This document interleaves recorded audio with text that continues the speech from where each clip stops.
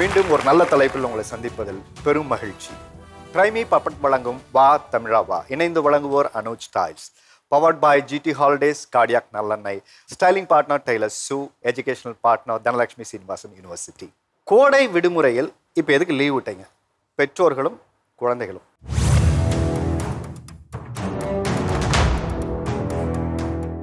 அவன் ஃபேமிலினா யாருன்னு கேளுங்க சார்.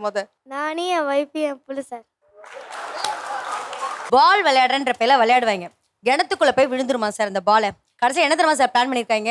அவன் மாதிரி ஒரு பொடி பையனை இது பண்ணி அவனை பக்கெட்குள்ள இறக்கி பாலை கிணத்துக்குள்ள இருந்து எடுக்கலான்னு பிளான் பண்ணி எனக்கு அங்கேருந்து மெசேஜ் வருது சார். அந்த வெக்கேஷன் வந்துட்டா மட்டும் தூங்கும் போதே ஐயோ இந்த மாடியில இருந்து அந்த மாடிக்கு அது என்ன மாதிரியான டேஞ்சர்னு தெரியாதா சார்? எங்களுக்கு வந்து இந்த பக்கத்து வீட்டுல போறது, பக்கத்து வீட்டுல ஆளுங்களோட பழகுறது, நம்ம குழந்தைங்களை அந்த மாதிரி விடுற மாதிரியே இல்லைங்க சார். யாரையுமே நம்ப முடியலைங்க சார். சொந்தக்காரங்க வீட்டுல சம்மர் வெக்கேஷன் வந்திருக்கு, நாங்க அம்மா வீட்டுக்குமே அனுப்பலைங்க சார். இப்ப குழந்தைங்களுக்கு, பெண் குழந்தைங்களுக்கு சேஃப்டி இல்லைன்னு சொல்றாங்க.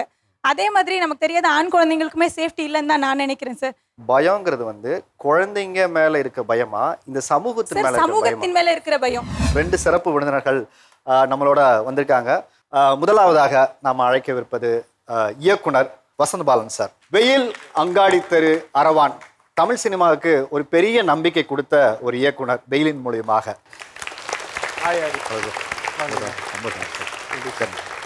பத்மா, சுஷ்மா, பீடியாட்ரிஷன். இன்னைக்கு அவங்களோட நம்ம நிறைய பேச வேண்டியது இருக்கு. என்னெல்லாம் சாப்பிடக்கூடாது, என்னெல்லாம் சாப்பிடணும், எல்லாம் கேட்டு தெரிஞ்சுக்கலாம். இப்போ உங்களுக்கு எல்லாருக்கிட்டே ஒரு முக்கியமான கேள்வி, கரெக்டாக பதில் சொல்லணும். எங்கள் அப்பா அம்மா இதெல்லாம் எங்ககிட்ட கேட்டுட்டு தான் பண்ணணும் அப்படின்னு சொல்கிற விஷயம் என்ன? எங்கள் அப்பா வந்து நான் ஃபோன் பார்க்கும்போது என்னை பிடுங்கி வைப்பார். டிவி பார்க்கலாம், படம் பார்க்கலான்னு சொல்லும் போது டிவி ரிமோட்டை பிடுங்கி ஆஃப் பண்ணி வச்சிருவார். அது எனக்கு பிடிக்காது. எங்கள் அம்மா வந்து நைட் நான் ஃபோன் பார்க்கும்போது எங்கள் அம்மா வந்து திடீர்னு நடுவில் வந்துட்டு போவாங்க. அதுவும் எனக்கு பிடிக்காது. உனக்கு வீடு தனி ரூம் கொடுத்துருக்காங்களா இல்லை நீ அப்பா அம்மா? அக்காவுக்கு மட்டும் தனி ரூமு, ஸ்டடி ரூமுட்டு. நான் ரொம்ப நாளாக கேட்டுட்டு இருக்கேன் வீடு மாற்ற போது எனக்கு ஒரு ரூம் வேணும்ட்டு. ஆனால் எனக்கு மட்டும் தர மாட்டாங்க, எங்கள் அக்காவுக்கு மட்டும் தராங்க. அக்காவுக்கு மட்டும் ரூம் கொடுத்துருக்கீங்க, ஏன் அவருக்கு ஒரு ரூம் கொடுக்கல? சார் அவங்க அக்கா 10th படிக்கிறா, அதனால அவர் தனியாக ஸ்டடி ரூம் கொடுத்துருக்கோம். இல்லை, அவள் படிக்கிறா, ஆனால் அவளுக்கு ஃபோனும் தந்திருக்காங்க, டெஸ்க்டாப்பும் தராங்க. ஒன்று டெஸ்க்டாப்பில் படிக்கலாம், இல்லை ஃபோனில் படிக்கலாம். எனக்கு வந்து ஃபோன் வாங்கிட்டாங்கன்னா ஃபோனே வாங்கி தர மாட்டாங்க. உனக்கு ஃபோன் வாங்கி தரல ஒரு பெரிய பிரச்சனையாக இருக்குது. அடுத்து வந்து யார் யார் தனி ரூம் வேணும்னு ஆசைப்படுறீங்க? ஏன்னா இத்தனை பேர் தனி ரூம் கேட்குறீங்க, எதுக்கு உங்களுக்கு தனி ரூமு? மம்மி டேடி கூட இருப்போமா, ஹாலு அப்படி இருப்போம். நம்மளுக்கு நான் ரூம் கிடச்சா கொஞ்சம் ஜாலியாக இருக்கும். ஜாலின்னா அது என்ன புரியவே இல்லை. குதிச்சிட்டு இருப்போம் பெட்டில், இல்லை ட்ராம்போலின் மாதிரி விளையாட்டுருப்போம். அதெல்லாம் எனக்கெல்லாம் சின்ன வயசுல தனி ரூமே கொடுத்ததுலடா. எங்கள் அம்மா வந்து எப்போ பார்த்தாலும் நான் என்ன ஹாலில் பண்ணிட்டு இருக்கும் போது டிஸ்டர்ப் பண்ணுவாங்க. அதனாலனா ஹாலில் வந்து உங்களை டிஸ்டர்ப் பண்ணுறதுனால தனி ரூம் கொடுத்தா நீங்கள் ஜாலியாக இருப்பீங்க. ஓகே, அடுத்து தனி ரூம் இருந்துச்சுன்னா நான் கொஞ்சம் ஃப்ரீயாக படுக்க முடியும். ஃப்ரீயாவா? ஏன் வீட்டில் இடம் இல்லையா? இருக்கு, ஆனால் 3 பேர் படிக்கிற மாதிரி ஒரு கட்டில் இருக்கும், அதில் கொஞ்சம் ஃப்ரீயாகவே படுக்க முடியாது. அதனால எனக்கு தனி ரூம் இருந்துச்சுன்னா நான் பாட்டுக்கு ஃப்ரீயாக. கிங் சைஸ் பெட்டு தான் சார், அதுலேயே அவன் ஃபுல்லாகவே படுத்துக்கணும்னு சொல்லுவான். ஆல்ரெடி கிங் சைஸ் பெட்லேயே என் ஹஸ்பண்ட் கீழே தான் படுப்பார். அவனுக்கு என்னன்னா கிங் சைஸ் பெட்டில் ஃபுல்லாக படுக்கணும், கிளாக் வைஸில் சுற்றுவான் சார். கூட அப்பா அம்மாவோட படுக்கணும்னு உனக்கு ஆசை இல்லையா? ஆசை இருக்குடா, அவங்க கால் மேலே போட்டுகிட்டே இருப்பாங்க. கால் மேலே போட்டுக்கிட்டே இருப்பாங்களா? நீ அவர் மேலே போட வேண்டியதானே? அவங்க மேலே போட்டால் தான் கத்துறாங்களே, அடிக்கிறாங்க. எனக்கும் கால் வலிக்கும்ல. அப்போ எனக்கு எனக்கு தெரிஞ்ச நிறைய வீடுகளில் இந்த ஸ்லீப் டைவர்ஸ் மாதிரி எல்லாம் தனித்தனியாக படுக்கணுங்கிற ஒரு கலாச்சாரம் வந்து இப்போ இந்த ரீசெண்ட் ஜென்ரேஷனில் எவால்வ் ஆகிருக்கு. கீழே வந்து ஒரு பெட்டு, மேலே ஒரு பெட்டு, பங்கர் பெட்டுமே வச்சுட்டு டபுள் பங்கர் பெட்லாம் வச்சு நம்ம படுக்க ஆரம்பிச்சிட்டோம் இல்லையா? அது நிறைய குழந்தைகளை பார்த்துட்டு இது இன்ஃப்ளூயன்ஸ் ஆகுதுன்னு நினைக்கிறேன். இல்லை, எனக்கு ரொம்ப முக்கியமான ஒரு கேள்வி, அந்த வெயில் படம் வந்து சார் எங்கள் எல்லாருக்குமே ரொம்ப க்ளோஸ் டு த ஹார்ட். ஏன்னா அந்த வெயிலோட பாடல், வெயிலோட மல்லு கட்ட முடியுமான்னு நம்ம கேட்டோம். ஆனால் இன்றைக்கி தைரியமாக வெயிலில் போய் விளாட்லான்னு சொல்ல முடியல நம்ம குழந்தைங்கள. ஆனால் உங்கள் படைப்பை பார்க்கும்போது அந்த வெயிலில் விளாட்றது, டயரை உருட்டிட்டு ஓடுறது, கில்லியை தாண்டுறது, இது மாதிரி பல விளையாட்டுகளில் நம்ம வெயிலோட மண்ணில் விளையாடிட்டு இருக்கோம். இப்போது ஒரு எழுத்தாளராகவும் ஒரு இயக்குனராகவும் இப்போ இருக்க கோடை காலத்தில் எதெல்லாம் இந்த ஜென்ரேஷன் மிஸ் பண்ணுறாங்க, எதெல்லாம் தவற விடுறாங்கன்னு நினைக்கிறீங்க?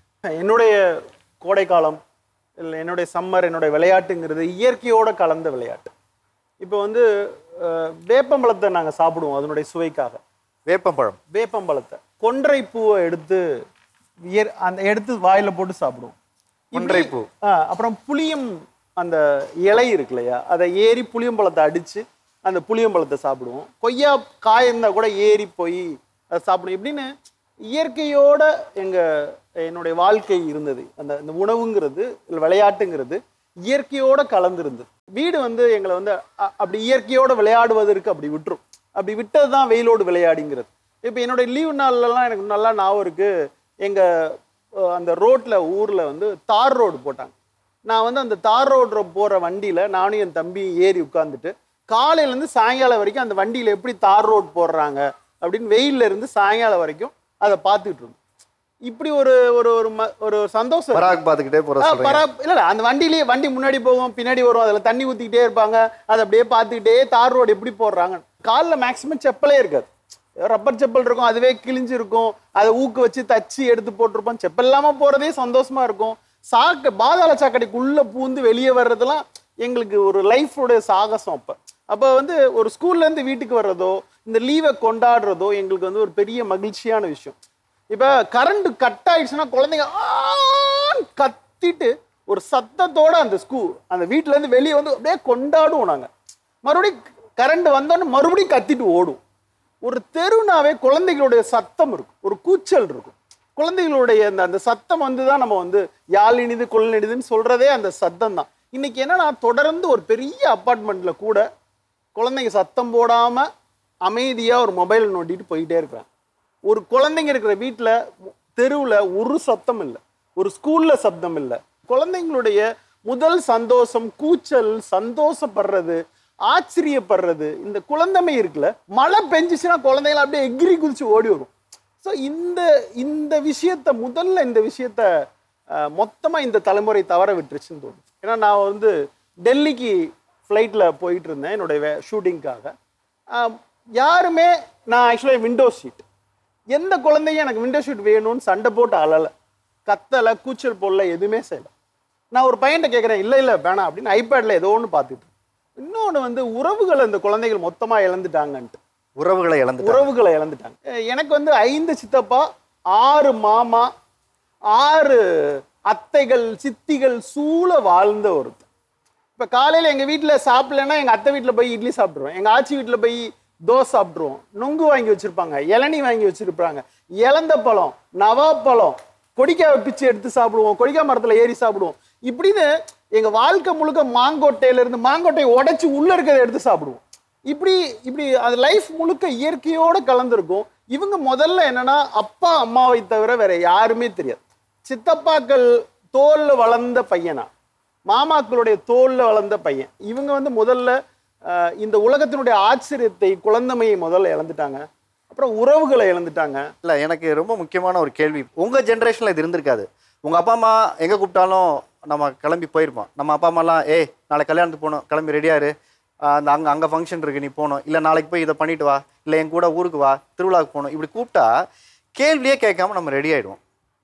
ஆனால் இன்னைக்கு நீங்கள் உங்கள் குழந்தைங்கிட்ட பெர்மிஷன் வாங்கி பண்ணுற விஷயமா எந்த விஷயம் இருக்குது சார்? இதுக்கெல்லாம் அவங்ககிட்ட போய் பெர்மிஷன் கேட்க வேண்டியது இருக்குது சார் அப்படின்னா எந்த விஷயம்? மெயினாக ட்ரெஸ்ஸு சார். ட்ரெஸ்ஸு பிரச்சனை, பெரும் பிரச்சனை. ஓகே, இப்போ நம்மளுக்கு தான் தெரியும் சார் என்ன மாதிரி ட்ரெஸ் போடணும்னு சொல்லிட்டு. சின்ன குழந்தை என்ன மாதிரி ட்ரெஸ் போடணும், என்ன வாங்கணும் நம்மளுக்கு தான் பார்த்து ரசிக்க தெரியும். உனக்கு என்ன தெரியும் ஸ்டைலை பற்றி? நோ, இது என் பொண்ணு என்னதுன்னு நான் சொல்லலாம். I will wear what I want to wear. அவள் சின்ன வயசுலேருந்து அவளோட உடை, அவளோட ட்ரெஸ்ஸிங் கலர் சென்ஸ் இருக்குது பார்த்தீங்களா, எனக்கே நான் பார்த்து ஆச்சரியப்பட்டேன். அது அந்த மாதிரி கூட இருக்கலாம் இல்லையா? கலர் சூஸ் பண்ணுறது வேற சார். கலர்ன்றது அவங்களுக்கு பிடிச்ச கலராக இருக்கலாம், இந்த மாதிரி கலர் போடலாம், அந்த மாதிரி கலர் போடலாம். ஆனால் அங்கே பிரச்சனை அது கிடையாது. இங்கே பேண்ட்டை பாருங்களேன், அவனோட பேண்ட்டை கொஞ்சம் பாருங்க காலில், அது என்ன ஒரு ஸ்டைலுன்னு தெரியல, மடிச்சு போடுவான். பேண்ட் என்ன உள்ள சிக்கிச்சாடா? ஸ்ட்ரெயிட் பேண்ட் சார், ஆனா அதை மடிச்சு போடுவான். அதுல என்ன ஒரு ஆமா உள்ளுக்குள்ள போடுவான். என்னன்னு கேட்ட ஆக்சுவலா நான் அவனை சாக்லேட் பாய் மாதிரி வளர்க்கணும்னு பாப்பேன். அவன் சொல்லுவான் நான் புள்ளிங்கோ அப்படின்னுவான். புள்ளிங்கோ, ஓகே. ஹேர் ஸ்டைல பாருங்க. ஓகே, ஒரு இப்போ ஹிந்தி கத்துக்கிற அப்படின்னா அவனை கேட்கணும், என்னக்கண்ணா உனக்கு இதுல இன்ட்ரெஸ்ட் இருக்கா? ஹிந்தி நான் கேட்டு தானே ஆகணும். ஏன்னா பெர்மிஷன் கேட்டு நிறைய தர்ம சங்கடம் ஆகுது இருக்கு இல்லையா, இதெல்லாம் போய் இவன்கிட்ட கேட்க வேண்டியது இருக்கு. அப்படின்னு வேற என்ன இருக்கு சார்? ஆக்சுவலாக பார்த்தீங்கன்னா நான் ஏதாவது பண்ணுறதுக்கு கூட இப்போ எனக்கு வந்து பைக்கில் ஓட்டணும்னு ஆசை. ஸோ அது மாதிரி பண்ணால் கூட அவன்கிட்ட பெர்மிஷன் நீங்கள் என்கிட்ட கேட்காமையே அங்கே போனீங்க. ஒரு கடைக்கு போகிறோம் அப்படி தனியாக ஏதாவது நம்ம பண்ணணும்னு நினச்சா கூட என்கிட்ட நீங்கள் சொல்லலையே. ஒரு சமையல் பண்ணா கூட இன்னைக்கே சாம்பார் பண்ணீங்க, நீங்க என்கிட்ட கேட்டிருக்கலாமே.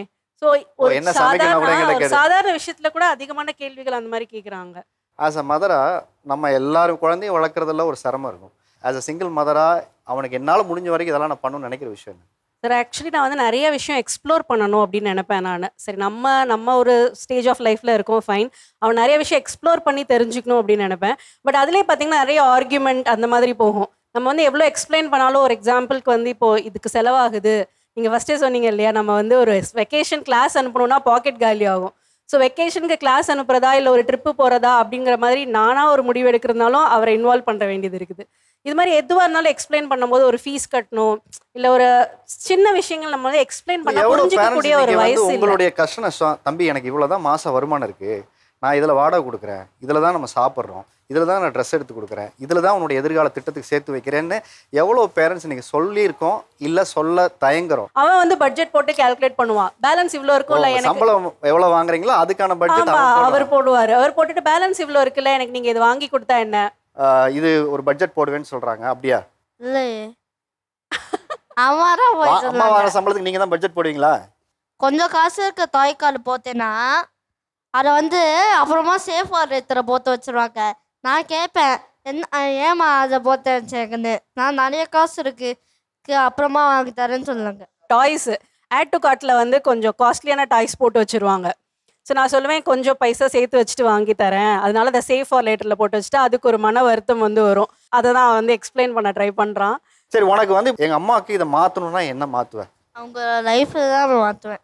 அவங்க லைஃப்பை மாற்றுவேன்? ஏன்? நீ நல்லா இருந்தாவே அவங்க லைஃப் மாறிடுமே. நான் நல்லா தான் இருக்கேன், அவங்க தான் நான் நல்லா இல்லைன்னு சொல்லுங்க. நீ எங்கள் அம்மாவுக்கு இந்த ஆசையை நான் நிறைவேற்றினானா என்ன நிறைவேற்றுவேன்? சொன்னாதான் நிறைவேற்ற முடியும். சொன்னாதான் பாருங்க, நீங்க சொல்லல, நானே நிறைவேற்றிக்கணும் சார் என்னோட ஆசையை. அதுதான் அவன் சொல்கிறான். நீங்கள் சொல்லவே இல்லை, அதனால தான் அவன் நிறைவேற்றலைங்கிறான். இல்லை உங்கள் கஷ்டம்லாம் அவனுக்கு புரியுதுங்கிறானே. ஆக்சுவலி வந்து கஷ்டங்கள் புரியும் அப்படிங்கிறது வந்து நான் எப்படி பார்க்குறேன்னா, அதான் இப்போ சொன்னாங்களே, இந்த மாதிரி நிறைய ஆர்குமெண்டேட்டிவாக எக்ஸ்பிளைன் பண்ண ட்ரை பண்ணி நான் ஆக்சுவலி டயர்ட் ஆகிட்டேன்னு தான் சொல்லணும். ஸோ இப்போ எக்ஸ்பிளைன் பண்ணுறது இல்லை, அவராக தெரிஞ்சுக்கிட்டோம், கொஞ்சம் வயசு வந்ததுக்கு அப்புறம் தெரிஞ்சுக்கிட்டோம் அவரா அப்படின்னு விட்டுறது தான் சார். ஓகே. ஜென்ரலாக முன்னெல்லாம் வந்து சில விஷயங்கள் வந்து அந்தந்த பீரியடில் தான் கிடைக்கும். எப்போ 24 மணி நேரம் 365 நாளும் எல்லாம் கிடைக்கும்னு தெரிஞ்சப்பயே எல்லாத்தையுமே நம்ம இழந்துட்டோம். பசங்க இழந்துட்டாங்க. ஆக்சுவலாக முன்ன வண்டி தீபாவளி அப்படின்னா அது ஒரு பெரிய கொண்டாட்டம். ஒரு மாதத்துக்கு முன்னாடி என்ன வெடி வாங்குறது, என்ன ட்ரெஸ்ஸு வாங்குறது, என்ன நிறைய வீட்டில் வந்து யூனிஃபார்மையே புது துணியாக எடுத்து கொடுப்பாங்க. அப்போ அந்த காலத்தில் அவ்வளோ வசதி இருக்காது. ஆனால் இப்போ 364 பசங்களுக்கு ட்ரெஸ்ஸு. இப்போ பார்த்தீங்கன்னா ஒவ்வொரு வீட்லேயும் ஒரு நெக்ஸ்ட் ஒரு 4-5 தீபாவளிக்குள்ள ட்ரெஸ் இப்பயே இருக்கும் ஆக்சுவலாக. ஸோ எப்போ அந்த அவைலபிலிட்டி வந்து ரெகுலராக கிடைக்க ஆரம்பிச்சதோ நம்ம எல்லாத்தையும் இழந்துக்கிட்டே வரோம் ஆக்சுவலாக. இதை சரி பண்ணுறதுக்கு என்ன மாதிரியான முயற்சி எடுக்கலாம்னு நினைக்கிறீங்க? நான் ஒரு கதை கேள்விப்பட்டேன். ஜிப்ரான் அவர்கள் சொன்ன ஒரு கதை. 2 சின்ன பசங்க மரத்தில் ஏறி விளாண்டுக்கிட்டே இருக்கிறாங்க. மரத்தில் ஏறி அப்படியே ஏறுறாங்க. மரத்தினுடைய உச்சிக்கு போயிட்டேன். ஒரு அப்பா பயங்கர டென்ஷனான கோவமா, டேய் எருமாடு சொன்ன கேட்க மாட்டேன்ற, மேலே ஏறிட்ட, கீழே விழுந்தா மண்டை உழஞ்சிரும், கை உடஞ்சிரும், ஏன்டா இப்படி சொன்னபடி கேட்கறான், கத்துறோம், நீ விழதான் போற அப்படின்னு கத்திக்கிட்டே இருக்கிறாரு. அவன் வந்து இருடி வந்துடுறடி, விழதான் போறடா, நீ சொன்னபடி கேட்கல அப்படின்னு அவனை கோவத்துல கத்திக்கிட்டே இருக்கிறாரு. உடனே கூட இருக்கலாம், விடுங்க இறங்கிப்பா, நீ சொன்னபடி கேட்கல அப்படின்னு அவங்களுடைய ஆற்றாமைய கோபத்தை வெளிப்படுத்திட்டே இருக்கிறப்ப அந்த பையன் மேலேருந்து கீழே விழுந்து அவனுடைய கை உடஞ்சிருச்சு. இப்போ இன்னொரு அப்பா இருக்காரு, அந்த பையன் மேலே இருக்கிறான். அவர் சொன்னார், டே உன்னால முடியும், கண்டிப்பா அந்த கொப்பை பிடிச்சி இறங்கிடுவேன், சத்தியமா சொல்றேன் உன்னால முடியும்டா, நீ இறங்கிடுவ, கீழே எப்பா பயமா இருக்கு, பயப்படாதடா, அப்பா இருக்கிறேன், நீ கீழே விழமாட்ட, நீ இறங்கிடுவ அப்படின்னு அந்த கதை முடியும். நம்ம குழந்தைகளுக்கு நம்மளுடைய கோபத்தை, நம்மளுடைய ஆற்றாமையை, நம்மளுடைய ஏழ்மை தன்மையை, நம்மளுடைய இன்ஃபீரியாரிட்டி காம்ப்ளெக்ஸ் இப்படின்னு நிறைய விஷயங்களை நம்ம குழந்தைகள் மேலே திணிக்கிறோம். எனக்கு நடக்கல, உனக்கு நடக்கணும், நீ ஏன் 100க்கு 100 மார்க் வாங்கலை. நான் வந்து இப்போ என்னுடைய பையன் ஸ்கூலில் படிச்சுட்டு இருக்கான். ஸ்கூலுக்கு வெளியவே பேரண்ட்ஸ் உட்காந்துருக்குறாங்க. காலையில் குழந்தைய விட்டுட்டு உட்காந்துட்டு இருக்காங்க. இன்டர்வல்ல மிஸ் என்ன சொன்னாங்க, ஏது சொன்னாங்க, இப்படின்னு தொடர்ந்து குழந்தைகளை தங்களுடைய அறிவை குழந்தைங்க மேலே திணிச்சிக்கிட்டே இருக்கிறாங்க. இது என்ன ஆகுதுன்னா குழந்தைங்க பயப்பட ஆரம்பிச்சு, பேரண்ட்ஸை பார்த்தா பயப்படுது, என்ன மார்க்கை பேரண்ட்டை காமிக்கிறோங்கிறதையே பயப்பட ஆரம்பிச்சிருச்சு. ஸோ இந்த தன்மையிலிருந்து பேரண்ட்ஸ் வெளியே வரணும். இப்போ குழந்தை பயம் வந்து அந்த குழந்தைய பாதுகாக்கணுங்கிற இந்த இந்த ஒரு வளையம் போட்டுக்கிறாங்க. இதுலேருந்து வெளில வரணும்னு நீங்கள் சொல்கிறீங்களா? இல்லை அப்ரோச் அப்படின்னு சொல்கிறேன். அவங்க மனசில் பாதுகாப்பு இருக்குது. ஆனால் எந்த மாதிரி குழந்தைகளை நம்ம இன்னைக்கு வளர்க்கணும்? ஸோ குழந்தைங்கள அப்படி விட்டுட்டு பார்க்கணும்ல. இந்த குழந்தைகள் தனியாக போய் இந்த உலகத்தை ஹேண்டில் பண்ணிடுமா? இந்த ஷோக்கு தனியாக போயிட்டு வாமா? மேலே இருந்து தன் குழந்தைய பார்த்துக்கிட்டே இருக்கிறது கழுகு மாதிரி. என்ன செய்யுது, என்ன பண்ணுறாங்க என்னடா அப்படிங்கிற ஒரு விஷயம். தொடர்ந்து அவங்க வந்து குழந்தை கையை பிடிச்சிக்கிட்டே இருக்கணும்னு நினைக்கிறாங்க. குழந்தைங்க ஒரு பறவை மாதிரி பறந்து இந்த உலகத்தை பார்க்கணும்னு ஆசைப்படுறாங்க. அவங்க கையை விடுறதே இல்லை. நீ விழுந்துருவ, அடிபட்டுருவ. தனியாக கடைக்கு கூட அனுப்புறதில்ல சார். நம்ம எவ்வளோ பேர் இன்னைக்கு நம்பிக்கையாக பக்கத்து கடைக்கு போயிட்டு வான்னு நம்ம சொல்கிறோம். அப்பார்ட்மெண்ட்ஸில் இருக்க பக்கத்து வீட்டுக்கு கூட போகும்போது நம்ம அனுப்புறது கிடையாது. ஏன்னா நான் கெட்ட விஷயங்களை சொல்கிறோம். அந்த அங்கிள் இப்படி பண்ணுவாங்க, பூச்சாண்டி பிடிச்சிட்டு போயிடுவாங்க இப்படின்னு நம்ம வந்து ஒரு நெகட்டிவான சோர்ஸை வந்து குழந்தைங்க மேலே திணிக்கிறத பாசிட்டிவாக மாற்றி பார்த்தா என்னவா இருக்கும்? இது ஒரு வகையில் இப்போ அவங்கள இப்போ நீங்கள் சொல்கிறது ஒரு நியாயமான விஷயம் சார். அப்படி எடுக்கும்போது நம்ம அது ரிஸ்க் ஆகிடாது இல்லையா? இப்போ நிறைய குழந்தைங்களை நம்பி அனுப்பும்போது நம்ம சொந்தக்காரங்களும் நம்மளுடைய யார் அண்ணன், யார் மாமா, யார் சித்தப்பா, இல்லை யார் வந்து பக்கத்து வீட்டுக்கார மாமான்னு இது எல்லாமே நம்பி அனுப்பும்போது தான் அங்கிருந்தானே அந்த தவறு நடக்கிறதுனால அதீத அந்த பயம் அவங்களுக்கு இருக்கிறதுல ஒரு நியாயம். ஒரு உங்கள் மாமாவும் என் மாமாவும் என் சித்தப்பாவும் உங்கள் சித்தப்பாவும் உங்கள் தாத்தாவும் உங்கள்கிட்டயோ என்கிட்டயோ பாலியல் ரீதியாக எந்த தவறுக்குமே பண்ணவே இல்லை. யாராவது 1% பண்ணுறத மொத்த சமூகத்துக்கான அழுக்கா நம்ம வந்து எப்பயுமே ஃபோக்கஸ் பண்ணக்கூடாது. நம்ம ஆச்சியும் தாத்தாவும் மாமாவும் அத்தையும் தூக்கி வளர்த்தது தான் நம்ம. அங்கே ஒரு தவறு கூட பாலியலாக எந்த குழந்தைக்குமே நடந்துடும். அப்படி நடந்தாலும் நம்ம குழந்தைகளை பாதுகாப்போட சொல்லி தான் வளரும். நோ டோன்ட் டச் அப்படிங்கிறத நம்ம அறிவுறுத்த தான் செய்யணும். ரொம்ப அழகாக ஒன்று சொன்னார். அது ஆக்சுவலாக இவ்வளோ பெரிய இந்த சமூகத்தில் ஒருவர் செய்கிற தப்பை மொத்தமாக அடையாளப்படுத்தி நம்ம குழந்தைய ஒரு இறுக்கமான சூழலை வளர்க்க வேணாம் அப்படிங்கிறது. அப்படி நம்ம உறவுகளை வந்து மொத்தமாக விலக்கி ஒரு பெரிய ஸ்டேஞ்சஸ் மேலே ஒரு பயம், வெறுப்பு இப்படி இல்லாமல் அரவணைச்சு ஒரு வாழ்க்கையை வாழலாமேங்கிற ரொம்ப அழகான ஒரு விஷயம் சொன்னார். அதே நேரத்தில் சொல்லியும் வளர்க்கணும். நம்ம சாப்பிட்றதுல நமக்கு நிறைய பிரச்சனைகள் இருக்குது. மோர் தயிர்லாம் யாருக்கு எவ்வளோ பேருக்கு தெரியும்? ஓகே, இளநீ எல்லாம் சாப்பிட்ருக்கீங்களா? நவாப்பழம் எவ்வளோ பேர் சாப்பிட்ருக்கீங்க? வாங்கிட மாட்டேன். நவாப்பழம் சாப்பிட்ருக்கீங்களா நீங்கள்? நவாப்பழம் அப்படி ஒன்று கேள்விப்பட்டதே இல்லை. ஈச்சம்பழம், பேரிச்சம்பழம். இங்கே என்னோட பையன் வந்து எப்பயுமே பிரியாணி மட்டும்தான் சார் சாப்பிடுவான். பிரியாணி, பீஸா இது மட்டும்தான் சார் எப்போ வேணாலும். ஓகே, சொல்லுங்க நீங்க. இப்போ பிரேக் விடும்போது அங்கே மோர் கொடுத்துட்டு இருந்தாங்க. மோர் குடிமா கொஞ்சம் அப்படின்னா லிப்ஸ்டிக் கலைஞ்சிரும், மோர்லாம் வேண்டாம். ஸோ யூடியூப்பில் வந்து ஃபுட் இன்க்ரீடியன்ஸ் அந்த மாதிரி ஃபுட் வீடியோஸ்லாம் பார்த்துட்டு இந்த இன்க்ரீடியன்ஸ்லாம் வீட்டில் இருக்கா, எனக்கு வாங்கி செஞ்சு கொடுங்க, இதெல்லாம் புதுசாக இருக்கே, இந்த பொட்டேட்டோ ஸ்மைலிஸ், அந்த ஃப்ரைட் ஐட்டம்ஸ், அந்த மாதிரி ஐட்டம்ஸ்லாம் அவனா பார்த்துட்டு வந்து கேட்குறான் என்கிட்ட. இப்போ டிவிலலாம் ஆடுலாம் வருதுல்ல சார், பீஸா ஆடு, சிக்கன் ஆடு, அந்த மாதிரி நிறைய ஆடு வருது. அந்த ஆடெல்லாம் பார்த்துட்டு இதுதான் எனக்கு வேணும், இது மாதிரியே நீ செஞ்சு கொடு. லீவுனாலே என் பொண்ணு ஏம்மா எனக்கு ஏதாவது ஃப்ரெஞ்ச் ரோல் செஞ்சு கொடுங்க, ஸ்மைலி செஞ்சு கொடுங்கம்பா.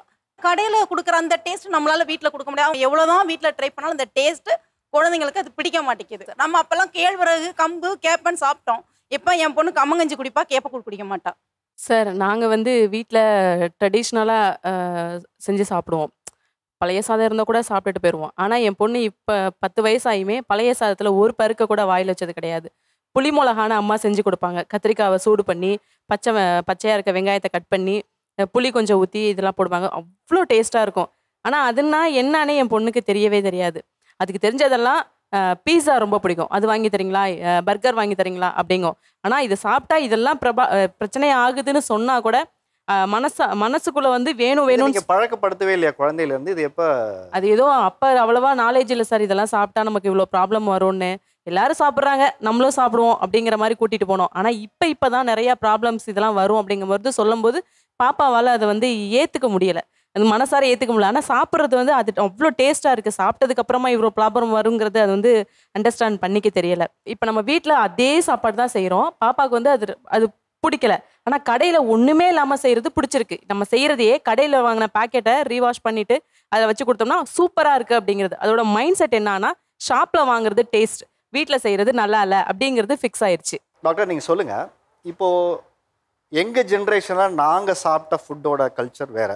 சாரு நாங்கள்லாம் ஊர்லேருந்து வந்த ஆட்கள்லாம் வேறு மாதிரி வீட்டிலே தயார் பண்ணக்கூடிய உணவுகள் நிறைய எங்களுக்கு பண்ணி கொடுத்தாங்க. கடைகளிலும் போய் நாங்கள் வாங்கி சாப்பிட்ருக்கோம், கடையில் வாங்கி சாப்பிடலன்னு சொல்ல. பட் இந்த ஜென்ரேஷனை பொறுத்த வரைக்கும் ஃபுட்டு அப்படின்னு எடுத்துக்கிட்டாலே குறிப்பாக இந்த கோடை, அதாவது சம்மரில் குழந்தைங்க எதை சாப்பிடணும் எதை சாப்பிடக்கூடாது அப்படிங்கிறத சொல்லுங்களேன். ஒரு பெரிய சேலஞ்ச். டெய்லியே வந்து எனக்கு பேரண்ட்ஸ் வந்து என்ன மேம் பண்ணுறது, சாப்பிட மாட்றாங்க, சொன்னாலும் இது பண்ண மாட்றாங்கன்னா டெய்லி பேசிஸ்லேயே வருது.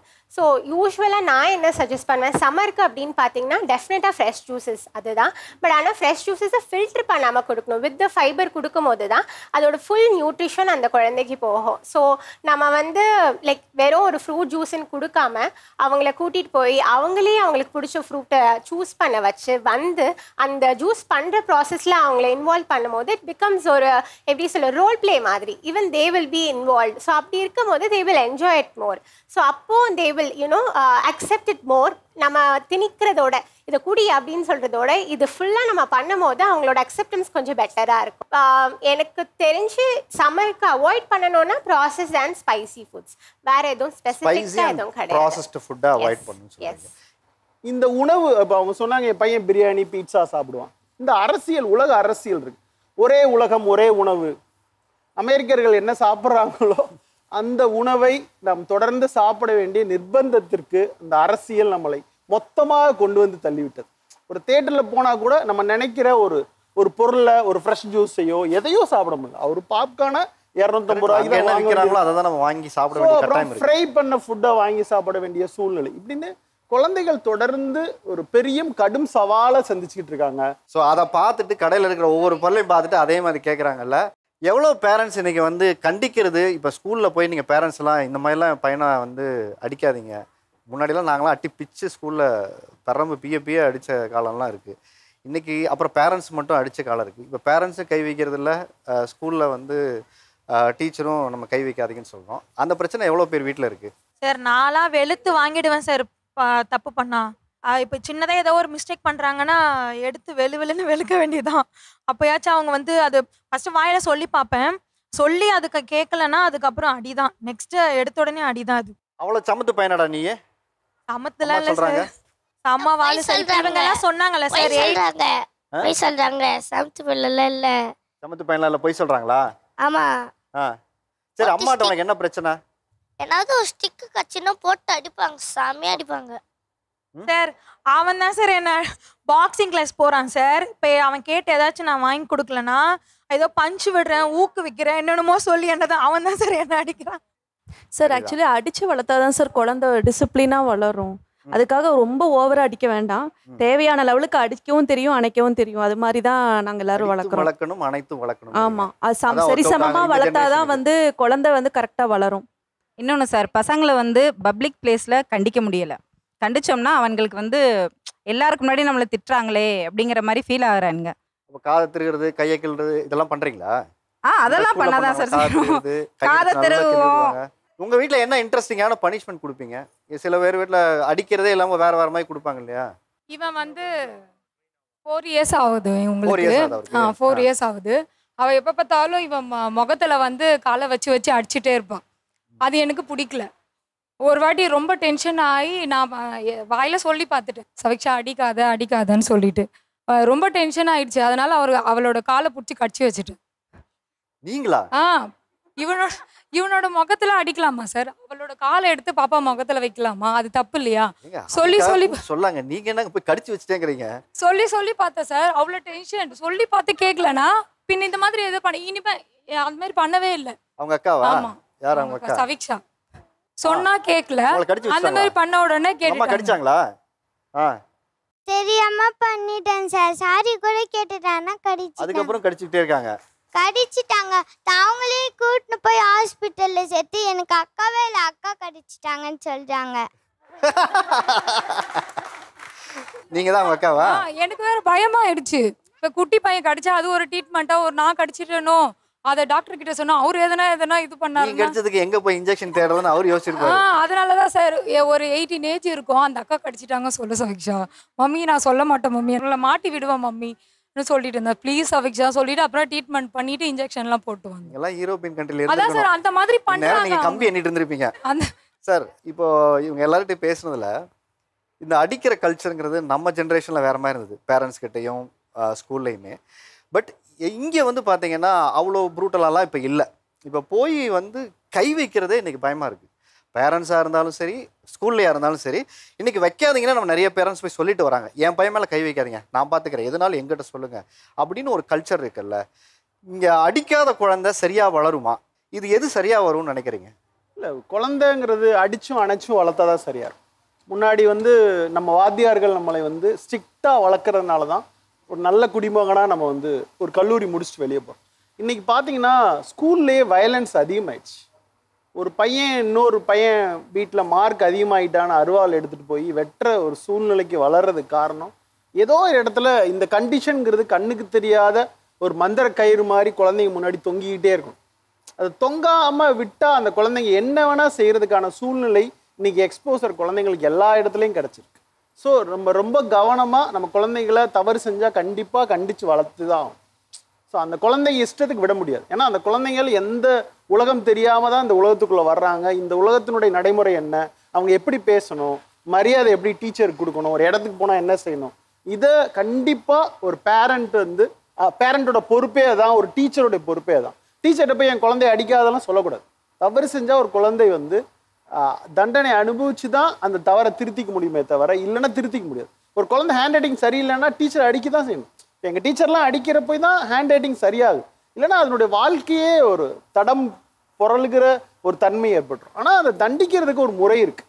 இதில் இப்போ இன்னொரு பெரிய டிபேட் இருக்கும் சார். நீங்கள் இப்போ சொன்ன விஷயங்களில் வன்முறை இன்னைக்கு இளைஞர்களிடையே அதிகமாக படங்கள்லையும் சரி வெளியில் சமுதாயத்துலேயும் அதிகமாகிறதுக்கு மிக முக்கியமான காரணம் நாம் வந்து குழந்தை வளர்ப்பில் நிறைய பிரச்சனைகள் இருக்குது. இப்போ நாம் இந்த வயலன்ஸை வந்து நம்ம அடித்தா ஒரு இடம் சரியாகும்னு நினைக்கும் போது அப்போ அந்த வயலன்ஸுங்கிறது நாமளே சின்ன வயசுலேருந்தே நம்ம ஒரு அளவுகோலாக வச்சிருக்கனால அது சரின்னு நம்ம ஒரு இடம் ஒரு விவாதம் இருக்குது இல்லையா? இது ஒரு பெரிய பொது வெளியில் ஒரு விவாதமாகவே போயிட்டு பொது வெளியில் எப்படி விவாதம் அப்படின்னு நீங்கள் நான் எப்படி பார்க்குறேன்னா, இப்போ ஈரான் போன்ற நாடுகள், ஈராக் போன்ற நாடுகள் தொடர்ந்து பெரிய போர் நடந்து கொண்டு இருக்கு. அவங்க வாழ்க்கை முழுக்க ஒரு வன்முறை சூழ்ந்து இருக்குது.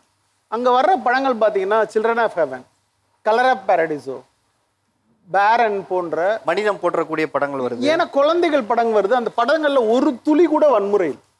இப்போ நம்ம மாதிரி கண்ட்ரியில் நம்ம வாழ்க்கை ரொம்ப நார்மலாக இருக்குது. குழந்தைங்களை அடிக்காதீங்க, எதுவும் செய்யாதீங்க அப்படின்னு நினைக்கிறப்ப மனசுக்குள்ள வன்மம் வந்து அப்படியே பெரிய நெருப்பாக வந்து தான் திரைப்படங்களில் பிரதிபலிக்கும். ஸோ நம்ம அப்படி தான் இதை பார்க்கணும். வன்முறை அதிகமாக இருக்கிற இடங்களில் எப்படி வன்முறை இல்லாத ஒரு அழகான படங்கள் வருது, வன்முறையே இல்லாத ஒரு தேசத்திலிருந்து திரைப்படங்கள் இவ்வளோ வன்முறையை பேசுகிற ஒரு படங்களை பிரதிபலிக்குங்கிறப்ப இந்த மனசுக்குள்ளே இருக்கிற வன்முறையை அழுக்க வெளியெடுக்கிற வேலையை நம்ம செய்ய வேண்டியது ஒரு பேரண்டோட கடமை, ஒரு ஆசிரியரோட கடமை, ஒரு கலைஞனுடைய கடமை, எல்லாருடைய கடமை நான் நினைக்கிறேன். இப்போது அடுத்த விஷயம் இவங்க என்னன்னா, நான் வந்து 12 மணிக்கு தூங்குறேன், நான் வந்து 2 மணிக்கு தூங்குறேன், நான் 3 மணிக்கு தூங்குறேன், அதெல்லாம் சரியா உங்கள் ஹெல்த்துக்கு நல்லதா இல்லையான்னு இப்போ டாக்டர்கிட்டே கேட்டலாம். சொல்லுங்க டாக்டர். ஸோ இது ஃபர்ஸ்ட் வந்து நம்ம பேரண்ட்ஸ் கிட்ட தான் கேட்கணும், அவங்களாம் எத்தனை மணிக்கு தூங்குறாங்க அப்படின்னு சொல்லிட்டு. பேரண்ட்ஸ் கிட்ட தான் கேட்கணுங்கிறீங்க. மறுபடியும் சுற்றி அங்கே தான் வருது. நீங்களாம் எத்தனை மணிக்கு தூங்குறீங்க? சார் அவங்கள தூங்க வச்சுட்டு தான் சார் நாங்கள் தூங்கணும். அவங்களே 2 மணிக்கு தூங்குறாங்கன்னா அப்போ நீங்கள் எத்தனை மணிக்கு முடிச்சிருக்கீங்க? அவங்க அந்த ரூம்ல படுக்க சொல்லிட்டு நீங்க தான் வெப் சீரிஸ் டிவி போட்டு எல்லாரும் ஒரே ரூம்ல தான் தூங்குறோம். அவங்கள தூங்க வச்சதுக்கு அப்புறம் தான் நாங்க தூங்க வேண்டியதா இருக்கு. இல்ல அவங்க விட்டா நைட் ஃபுல்லாவே முழிச்சிட்டு இருப்பாங்க, போனை வச்சுட்டு முழிச்சிட்டு இருப்பாங்க. இல்ல இது எனக்கு ஒன்றும் புரியல. நீங்க வந்து போனை வாங்கி வச்சுட்டு இப்போ 8 மணி ஆச்சு 7 மணி ஆச்சுன்னா நம்மளெல்லாம் மண்டையில கொட்டி போய் படுக்கிற டைம் ஆச்சுன்னு படுக்கிற சொல்லி தான் பார்த்துருக்கேன். அவங்க தூங்கல சார் அதனால நாங்கள் முழிச்சிருக்கோம்னு சொல்றது இப்போதான் வந்து இது அப்பாவி பேரண்ட்ஸ் மாதிரியே பேசுறீங்களே. நிஜமாவே நாங்கள் அப்பாவி தான் சார். ஸோ ஒரு 9 o'clock மேலே நம்ம கேஜெட்ஸ் எடுக்காமல் இருக்கிறது நல்லது ஃபார் எவ்ரி ஒன்.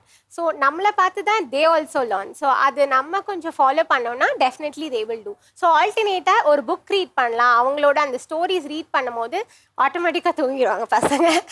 குழந்தைகளுக்கான ஒரு 3 புத்தகங்களை வந்து இந்த நேரத்தில் அறிமுகப்படுத்தலாம் அப்படின்னு நினைக்கிறேன். இது வந்து சிறாருடைய ஒரு இதழ், குட்டி ஆகாயம்னு சொல்லிட்டு ஒரு சிறார் இதழ். இதில் வந்து படம் போட்டு புதுசாக குழந்தைங்க விளையாடுவதற்கான ஒரு விளையாட்டு இந்த எல்லா இதுலேயும் இருக்குது. ஸோ இந்த விளையாட்டை இந்த கோடை காலத்தில் குழந்தைங்க பேரண்ட்ஸ் வந்து குழந்தைங்களோட சேர்ந்து இந்த விளையாட்டை வந்து விளையாடி பழகணும். குழந்தைங்கள புத்தகம் வாசிக்கிறதுக்கு நம்ம தான் பழக்கணும் அப்படின்னு நினைக்கிறேன்.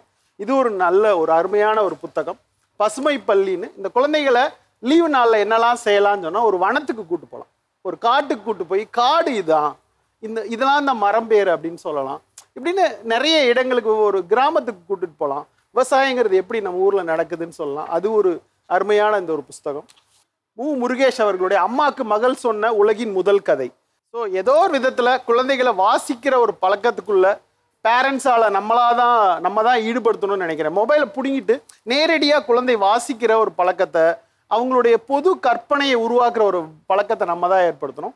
ஸோ இந்த சந்தர்ப்பத்தில் இந்த நிகழ்ச்சியில் கலந்துக்கிட்டது ரொம்ப மகிழ்ச்சியாக இருக்குது சார். ரொம்ப சந்தோஷம் சார். உங்கள் கருத்துக்களை பகிர்ந்துக்கிட்டது மட்டும் இல்லை, வாசிப்பினுடைய முக்கியத்துவத்தை இன்றைக்கி பேரண்ட்டுக்கும் சரி குழந்தைகளுக்கு நம்ம சொல்லியிருக்கோம். ரொம்ப ரொம்ப சந்தோஷம். நன்றி. மகிழ்ச்சி. தேங்க்யூ. உங்கள் எல்லாருக்கும் ஒரு கேள்வி இருந்திருக்கும். சில நேரங்களில் அப்பா அம்மா கேட்டதை வாங்கி கொடுத்துருக்க மாட்டாங்க, இல்லை இதுக்கெல்லாம் நோ சொல்லியிருப்பாங்க, இல்லை எதுக்கு எடுத்தாலுமே நோ சொல்லிக்கிட்டு இருக்காங்க அப்படின்னு ஒன்றோடனே நம்ம போய் வேறு வீட்டில் பிறந்திருக்கலாம்டா அப்படின்னு யாருக்காவது தோணுச்சா? நம்ம ஏதாவது வாங்கி கேட்டோம்னா நமக்கு வாங்கி கொடுக்க மாட்டாங்க, அதெல்லாம் வேணாம், அது வேஸ்ட்டு, அதுக்காக வேற வீட்டில் போய் பிறந்துக்கலாம்னு நினைக்கிறேன்.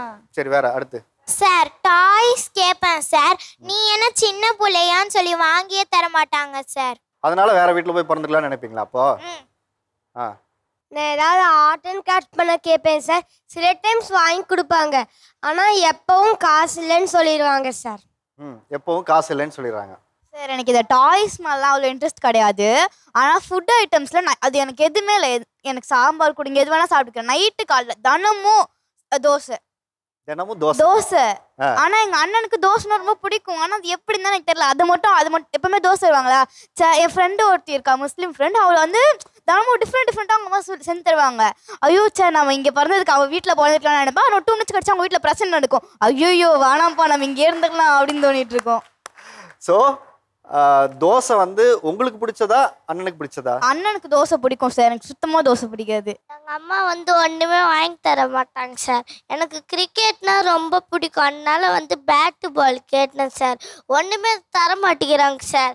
எல்லாமே வந்து இல்லை நீங்கள் வேற வீட்டில் போய் பிறந்திருக்கலான்னு எப்போ தோணுச்சு? ஒரு 4 இயர்ஸ் ஒரு 6 இயர்ஸ். உனக்கே அவ்வளோதான்டா வயசாகுது. நான் ரொம்ப நாளாக ஒன்று கேட்டுக்கிட்டே இருந்தேன், நான் எங்கள் வீட்டில் வாங்கி கொடுத்ததே இல்லை. கேரம் போர்டு ரொம்ப நாளாக கேட்பேன், நான் இன்னும் வாங்கி கொடுத்ததே இல்லை. கேரம் போர்டா? ஏன் வீட்டில் ரொம்ப கஷ்டப்படுறாங்க. அழாதீங்கம்மா, அழாதீங்க. யாரு? நான் வார சம்பளம் தான் வாங்குறேன், வாரம் 4000 ரூபா சம்பளம் வாங்குறேன், மாதம் வாடகை 4000 ரூபா வாடகை கொடுக்குறேன். இது போய் இதர செலவு இருக்குது, படிப்பு செலவு இருக்குது. இவங்க கேட்குறது ஒன்று ஆரம்பத்தில் வாங்கி கொடுத்து தான் சார் இருந்தேன். ஊடலில் கொஞ்சம் கடன் பிரச்சனை ஆயிடுச்சு, அதனால் இப்போ படிப்புக்கே நான் ரொம்ப கஷ்டப்படுத்தா சார் பிள்ளைங்களை படிக்க வச்சுட்ருக்கேன். எனக்கு 2 பொம்பளை பிள்ளை சார்.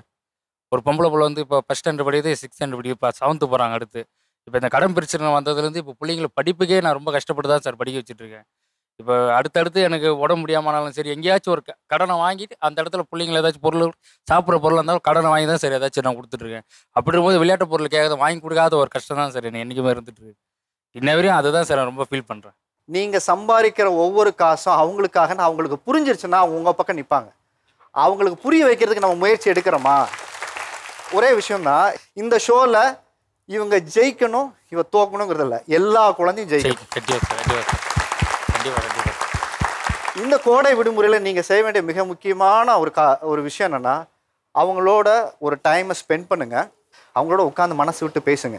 அந்த குழந்தை சொல்லிச்சு, எனக்கு 2 நிமிஷம் எங்கள் அப்பாவோட பேசினா போதும் அப்படின்னு சொல்லிச்சு.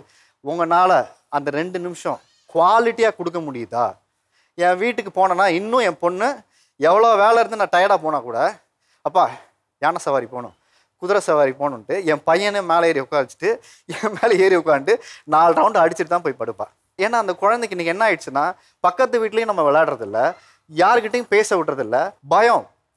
பக்கத்து வீட்டு மாமா தப்பாக இருப்பாரோ, ஆண்டி தப்பாக இருப்பாங்களோ, அவங்க நம்ம குழந்தைய சரியாக கையாளுவாங்களா அப்படின்னு நிறைய பிரச்சனைகள் இருக்குது. இந்த ஊடகங்களும் பயத்தை மட்டுமே நம்ம திணிச்சுக்கிட்டு இருக்கு. நல்ல பழகக்கூடிய ஃபேமிலி, நல்ல தெரிஞ்சவங்களா இருந்தால் நம்பி விடலாம். அதே நேரத்தில் போயிட்டு வந்ததுக்கப்புறம் எல்லாம் உனக்கு ஓகேப்பா, சந்தோஷமாக இருக்கியா, ஆண்டி வீட்டில் எல்லாம் ஓகேயான்னு கேளுங்க. இன்றைக்கி ஹவ் வாஸ் யுவர் டே அப்படின்னு நம்ம கேட்குறது இல்லை. அவனுக்கு இன்றைக்கி நாள் எப்படி போச்சு அப்படிங்கிறத நம்ம கேட்குறதே இல்லை உட்காந்து. இப்போது இவங்க ரெக்வெஸ்ட் பண்ணும்போது அது எல்லா பேரண்ட்ஸும் இது பண்ணிக்கிங்களா? ஏன்னா இவங்க ரெஸ்பெக்ட் பண்ணும்போது எங்களை மாதிரியான அம்மாங்க தான் வேல்யூ கையமாக இருக்காங்க. இப்போ சொல்ல போதாவது ஒரு 2 மினிட்ஸ் இல்லை 1 டே கழிப்பீங்களா எங்களுக்காக? சூப்பராக கேட்குறான். ஏன்னா எங்கள் அம்மாவும் அந்த மாதிரி இந்த மாதிரி தான் எப்போ பார்த்தாலும் ஃபோனில் எனக்கு வீடியோ போடணும், இல்லை கடைக்கு போகணும், எனக்கு வேலை இருக்குது, எப்போ பார்த்தாலும் ஒரு 5 மினிட்ஸ் வெயிட் பண்ணுங்கள், என் கூட பேசுங்க சொன்னால் எங்கள் வேலை வெட்டி இல்லையா சொல்லிட்டு எப்போ பார்த்தாலுமே அப்படி தான் சொல்லுவாங்க. பையன் கேட்குறான், அதனால் தயவு செஞ்சு நீங்கள் குழந்தைகளுக்கான நேரத்தை கொடுங்க, ஒரு குவாலிட்டியாக டைம் ஸ்பெண்ட் பண்ணுங்கள், அவங்களோட மனசு விட்டு பேசுங்க. நீங்கள் அவங்க மேலே தோல் மேலே கை போட்டு உட்காந்து பேசுங்க. ஏன்னா நாளைக்கு அவங்களோட பேச மாட்டாங்க. ட்ரை மீ பப்பட் வழங்கும் 5000 ரூபாய் மதிப்புள்ள ஒரு கிஃப்ட் ஹேம்பரை யாருக்கு கொடுக்கலாம் அப்படின்னா வடச்சலம் வர்ஷினி 2 நிமிஷம் எங்கள் அப்பா எனக்கு கொடுத்தா போதும், எனக்கு வேறு எதுவுமே வேணான்னு கேட்டாங்க. மனசு விட்டு பேசின அந்த குழந்தைக்கு தான் நம்ம கொடுக்க போகிறோம். ஸோ 2 நிமிஷம் இல்லை, 2 நாளே உங்கள் அப்பா கொடுப்பார் இந்த ஷோ பார்த்ததுக்கப்புறம். நீங்களும் வாங்கம்மா. ரொம்ப ரொம்ப சந்தோஷங்க, ரொம்ப சந்தோஷம். ட்ரை மீ பப்பட் வழங்கும் உங்கள் எல்லாருக்குமான ஒரு கிஃப்ட் ஹேம்பர் வந்து கைக்கு வந்தாச்சு. ஷோவோட இறுதி கட்டத்தை நெருங்கியாச்சு. இந்த கோடை விடுமுறையில் பெற்றோர் குழந்தைகள் 2 பேருமே நிறைய கலந்துரையாடினீங்க. வந்து கலந்துக்கிட்ட உங்கள் ஒவ்வொருத்தருக்குமே என்னுடைய மிகப்பெரிய நன்றி. ரொம்ப நன்றி.